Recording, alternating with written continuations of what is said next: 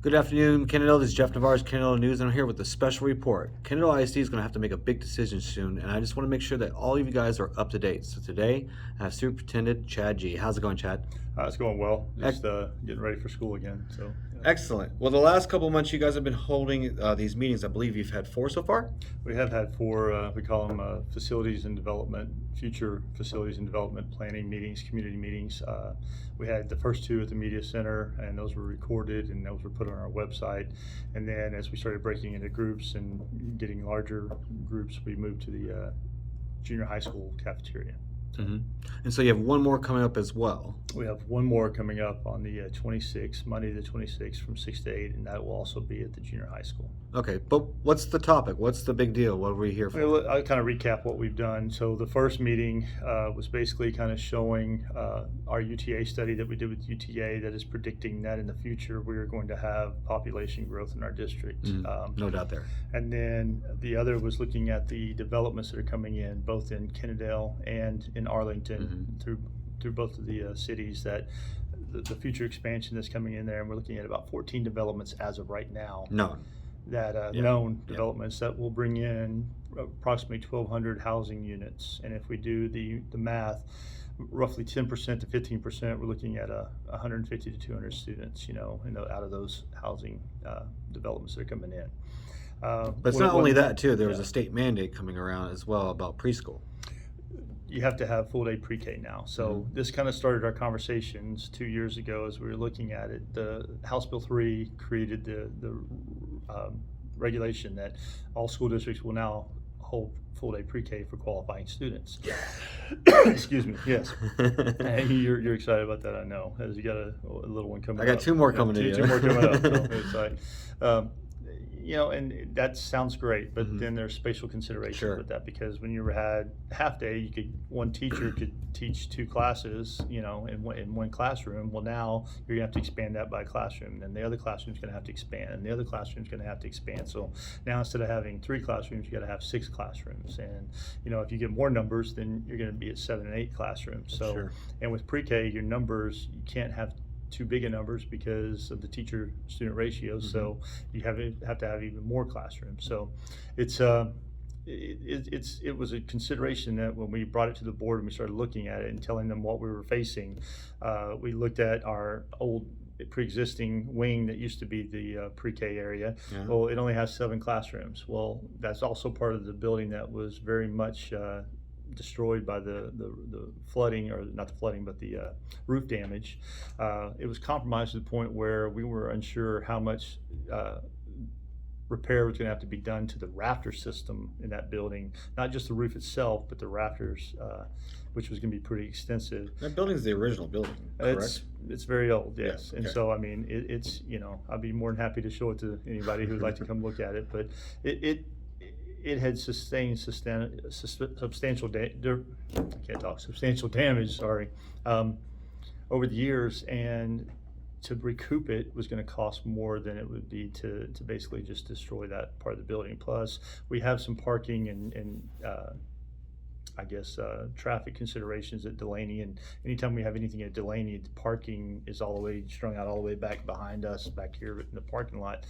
There's just not a whole lot of room down there, and it's very landlocked. So trying to find some different options to be able to address multiple issues. So for anybody out there who doesn't know what's going on, it sounds like you're gonna be like, oh, bond, we need to build new buildings, but that's not what's going on. You're discussing a rearrangement of use of space, correct? Yes. When we started looking at this, like I said, we had UTA do a study for us because our populations had been going down, but then whenever they did the study, we saw that there was an anomaly, and the birth rates for 5-year-olds to now they're Arthur age, but at that time period, the birth rates went significantly down in our area. Everywhere. They're going back up now, and with COVID-19, COVID babies. Birth rates, we're probably gonna have some COVID babies that will be coming to us in the future. So, UTA extended study showed that our populations are most definitely going to go up. Now, 2 years ago, we had dwindling populations at Delaney, but we had increasing populations at Patterson. Now, what people don't realize is that with all the special programs and all the interventions and classroom space that we need, it's simple to say that, well, your population is growing, but you have more needs that are being met in additional classrooms and take space. So with all that being said, we brought in a company called OBR, which is Owner Builders Resource. Robert Gadbois, who's been helping with the community meetings and kind of helping facilitate that, basically came in and they're an engineering firm, civil engineering firm. They look at spaces, they look at a square footage of those spaces, they look at your numbers of students, they look at availability of potential what things could be, and basically just kind of ran all these numbers that you're looking at the graph in front of you that we will have posted on posted on our website, but will also be posted on your site as well. We'll make sure. News. Okay.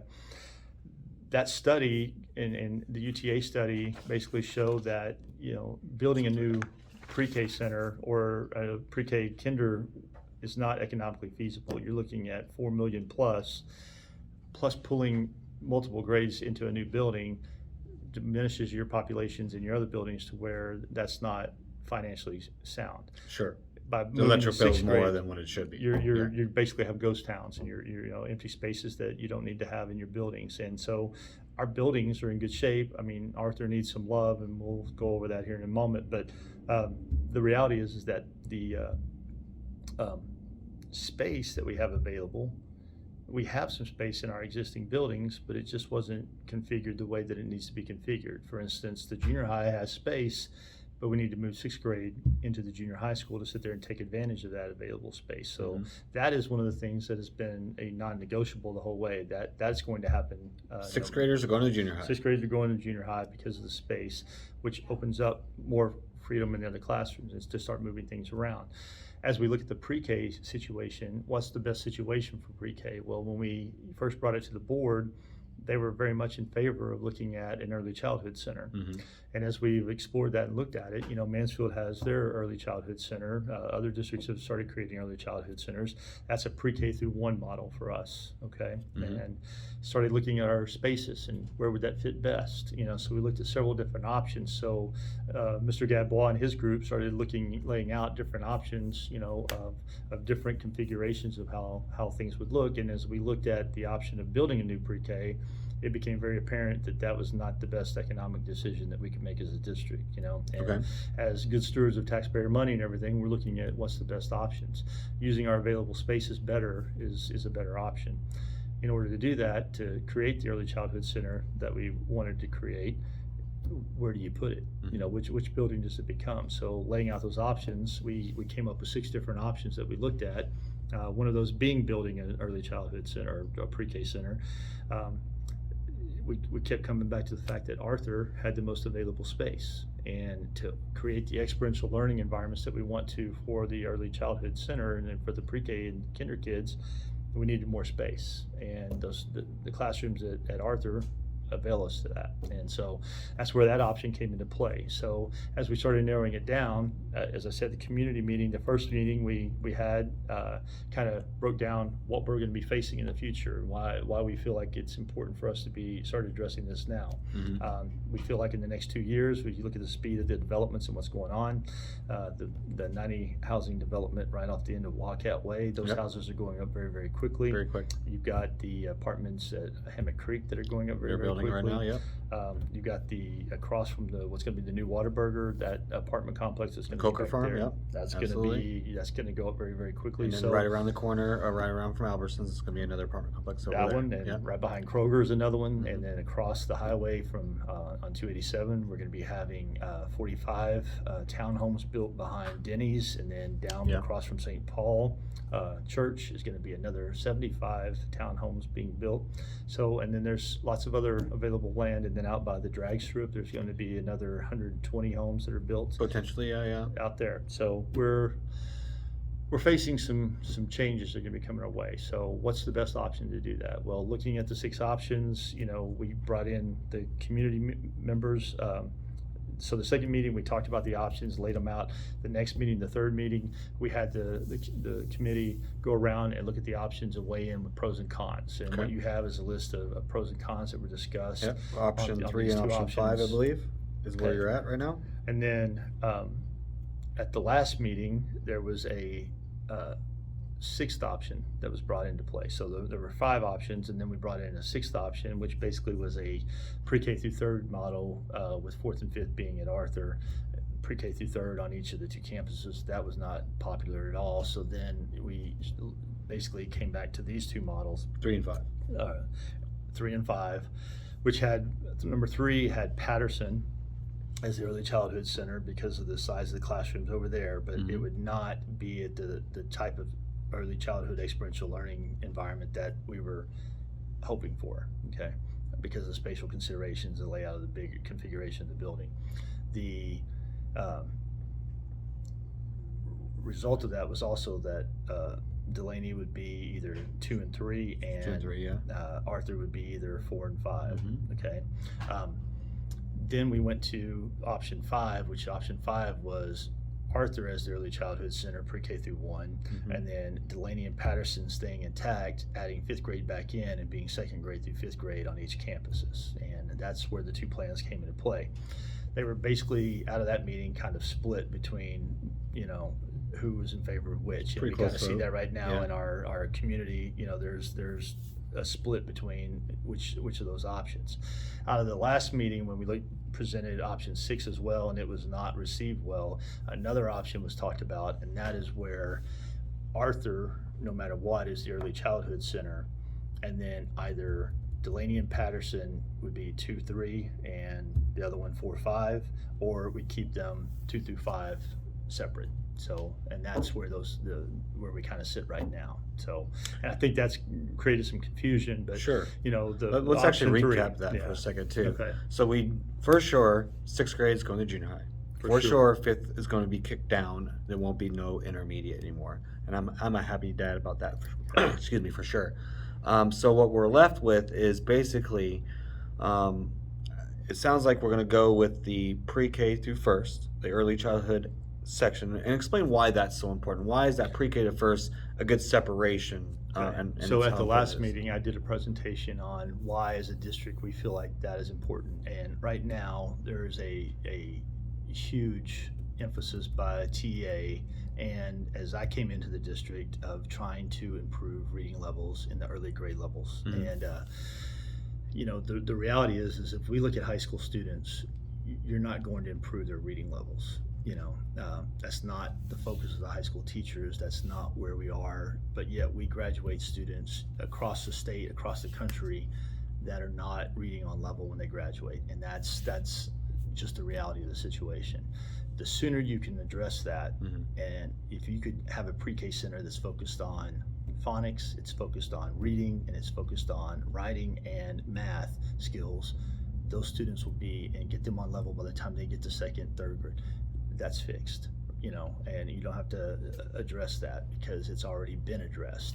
But not only that, it'll help them with that 2nd, 3rd, 4th, and 5th, because they need those skills to read the history papers and write the papers and etc. So they need good reading, they need good reading comprehension and basic math skills to do everything after that. They're expected to be on that level. And when you look at 3rd, 4th, 5th, that's tested grade levels for STAR testing, and that's where you have all those grade levels now together, and you separate the early childhood students away from that, and now they're focused on this, and they're not prone to having to adjust their schedules due to STAR testing and everything else that goes on that we have to do for those, and the benchmark testing. So to us, it's a better model. Plus, you're keeping those students together. The interventions, you can tailor those interventions to those students and those grade levels more closely together than you can interventions for older students that may cross over grade levels for intervention. So there's lots of reasons why. You know, keeping those grade levels together also helps us with our cafeteria situation, because there are certain requirements for pre-K that if they are with certain grade levels, that creates problems. So addressing that by keeping those lower grade levels together also helps us.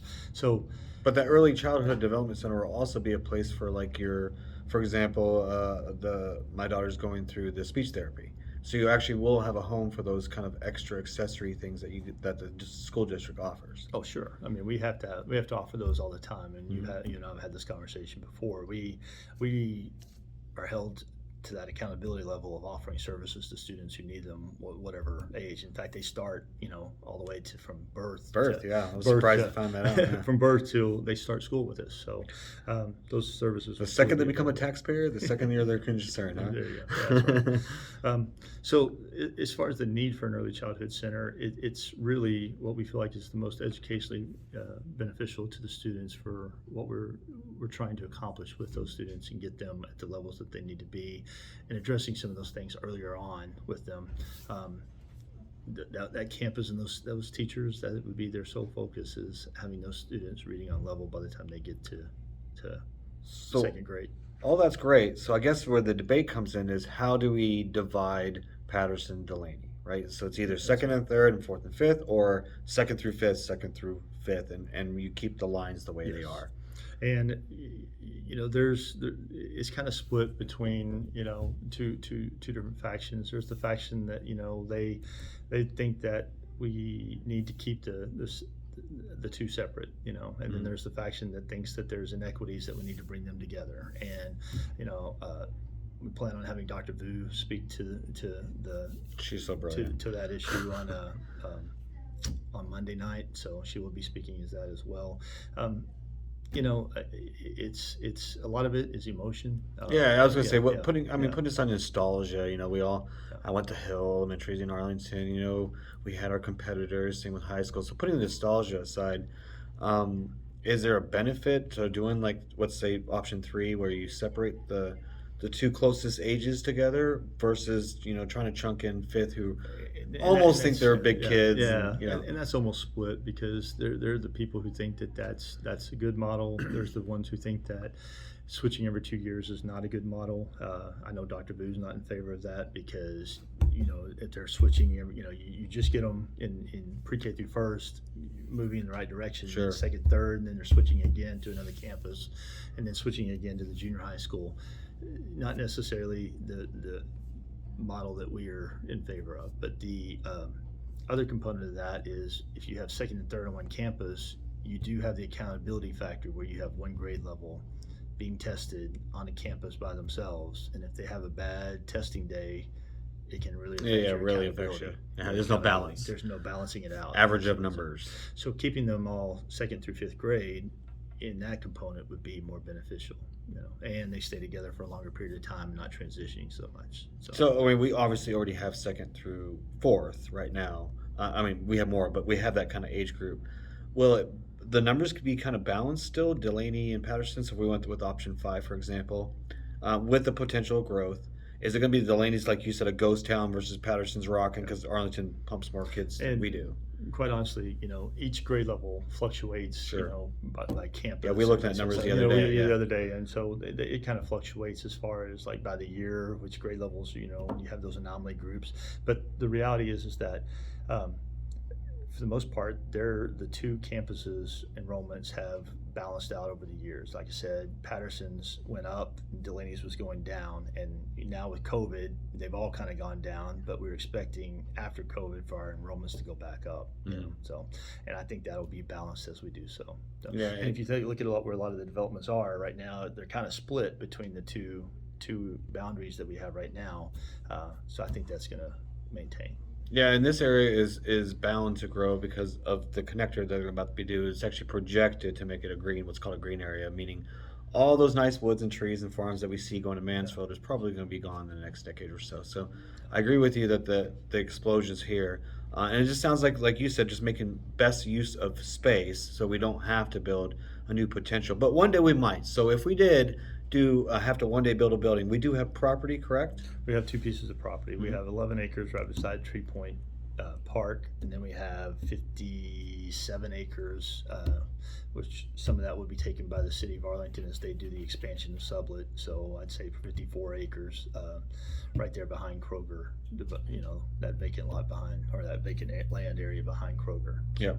And let's just discuss a minor issue that I've just seen brought up as discussion, which is transportation. We're okay, the busing system to move, if we, whatever, option 3 or 5, we're okay. And that was one of the biggest, I guess, considerations with the 2-3 3-4 model, and then the early childhood is that they would have to be parents trying to deliver students to different campuses for different age groups. That would be a major inconvenience, and Sure. we understand that concern. I do think that some of that can be addressed with staggered start times. Which we practiced this last year. Yeah, we had to do that this last year. We have to do it every year because our buses run multiple routes. We're going to have to do it this next year. I mean, so we definitely stagger our start times to accommodate some of that. As far as looking at traffic patterns, as we get closer to what decision of what we're going to do, then we have to start looking at how we can work those traffic patterns more. But Gold Star has been very good about working out routes, and working out times and ways to do that. So I don't see that it's going to be a substantial increase in transportation costs for us. All right, so give us a timeline. We have a meeting next week. You'll get the input from the public, and then what and when and so forth. When Okay, will this so implement? what the plan was at the last meeting was to kind of narrow it down to one plan to start running financials. We almost got there. The reality is the two plans, with Arthur being their early childhood, that's where the majority of the cost in renovating Arthur. We already have some issues with Arthur. We have some issues with flooding, in between the two split levels that we've addressed a few times, but it still rears its head every now and then. Looking at some of the plumbing issues, it's an old building, and trying to find ways to Also sit there redoing and, the playground area too, right? It would have to have a playground. That's another thing that was one of the cons, is that a playground area would have to be addressed. But there are also lots of potentials at Arthur, so yes, as we are reconfiguring it, we do have the big huge the small gym over there that could also be reconfigured into an indoor playscape, for bad weather days. And Sure. you have the big huge gym that they can have regular PE, but you can also have a playscape where younger kids can go in and play, and you could even have experiential play in there, and that's a big part of the whole concept of their childhood, is the experiences that they don't have in their normal lives, and exposing them to different experiences and different environments, and creating something that really gives them the background knowledge to help with the reading levels that we need. Because the House Bill 3 requirements that came out with House Bill 3 is that students will be reading on a level by 3rd grade, and that's just a state requirement that we're going to have to try to adjust. And that's why they went to full day pre-K, Yeah. and that's why they started bringing in all these new regulations. So Okay, so next month the board will decide. So the timeline, as I said, we were hoping to have something to the board so that we could kind of start moving forward. But then there were the cost considerations. People wanted to hear costs. There were also the split between, what to do with the two other campuses besides the early childhood center, what to do with the other two campuses. So that's kind of why now we have sent out a survey, and we have solicited feedback on the two plans, which one that people favor, and we will bring that to the meeting on Monday night. Okay. But then we'll also hopefully at the next board meeting bring what comes out of this meeting to the board, for the board to start making a decision and moving us forward, because realistically we can't get all of this done in one summer. And we're hoping to have it by 22-23 school year. That may not be realistic. So moving forward, if we can start some of this process this next school year and some of the renovations that we need to do, then we can start transitioning students the way we need to. But there is a timeline, because we do have to be full day pre-K by a certain date. Now correct? we've already incorporated full day pre-K Okay. for this upcoming year. So in fact, our numbers right now are at 72 students. So Wow. that's what I'm saying. I mean, That's a good we start. see that it's coming. I mean, I was predicting 75, and we're right at 72, and we haven't even started school yet. So we're pretty close there. We have created space in Delaney by shuffling and moving and taking other areas back to be able to house pre-K for the next year. And then hopefully we'll be transitioning that into an early childhood center. So, but we've already started that because of the COVID and issues coming out of COVID. We felt like the sooner we could get those students started, the better it was going to be for them and for our district. So. Sure, absolutely. All right, so you're gonna send out the survey. You're gonna post it on your Facebook. We'll also share that as well. And when's the cutoff for that? That will be at 2:00 on Monday. So On Monday. the meeting is at, like I said, the junior high school from Junior. 6 to 8. We have the shut off on the survey at 2:00. So it gives everybody basically a week. The survey went out last night. We're also going to send it out on social media for people. It was sent out through email to our through Blackboard on our emails, but also to anyone who signed up in our Blackboard system. But it's also accessible on our website, and I believe that you're going to share the link. Sure, also. we'll get it out there. We'll put it across the screen, and then just kind of like I guess a personal thought, because you're a parent and you're also an expert in this field. Which one do you like? Which of these two options? Option 3 or option 5? You're going to put me on the spot. Yeah, I'm going to put you on the so- spot. I mean, I'll go ahead and put myself on the spot. I'm with option 5, which is keeping the elementaries 2 through 5. I can see the benefit of that. And I'm as a speaking, and I'm speaking from the aspect of, educationally, I am in favor of the early childhood center. So I think the decision that was made at the last to sit there and go with the early childhood center was huge, because I think that is going to be very much a game changer for our district. I am not inclined to students switching schools every 2 years. I don't think that that's necessarily a good model. I'm definitely not in favor of having a standalone tested grade level at one campus by themselves. You and I talked about that for years. I've seen that happen on too many districts, and it has hurt their accountability. As superintendent, I don't want that to happen to our district. I don't want that to happen for our community. Mm-hmm. And I don't think, with the board members, that wouldn't go over very well, so for our accountability to drop because of one tested grade level. So I would say I'm leaning towards option 5. Okay. But that's me. But I don't have a vote in all this. Well, there you have it. Now you can hold them accountable, guys. He said it on film. Yeah. Option 5 is the way to go. So if you want to have some input or have more questions about that, please reach out to the district through their Facebook, through their emails, or show up on Monday, 6:30, right? 6:30 at 6 o'clock. 6 o'clock. 6 o'clock at the junior high, and give us your input. For now, this is Jeff Navarez reporting with Kennedale News.